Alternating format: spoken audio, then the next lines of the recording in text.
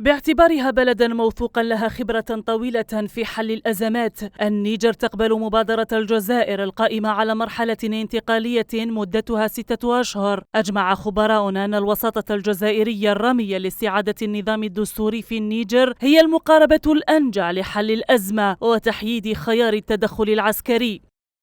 يعد قبول النيجر بالوساطة الجزائرية هي خطوة مهمة نحو التهدئة ونحو إيجاد حل للقضية النيجيرية. نعتقد أن الحكام العسكريون في النيجر وجدوا أنفسهم في ضائقة اقتصادية وأيضا الحصار.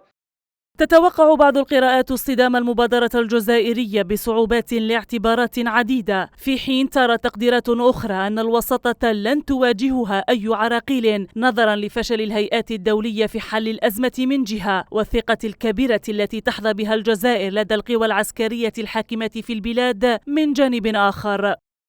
لا أعتقد أن تواجه المبادرة الجزائرية أي صعوبات بسبب فشل دور الاتحاد الأفريقي والصعوبات التي تعانيها القارة الأفريقية من عدم الاستقرار والانقلابات، وأيضا كذلك مجموعة أقواس. أيضا ثقة الحكام العسكريون في الجزائر هي التي جعلتهم يرحبون بهذه المبادرة. وهنا يجب على المبادرة الجزائرية أن تستند إلى عودة السلطة الشرعية للحكم.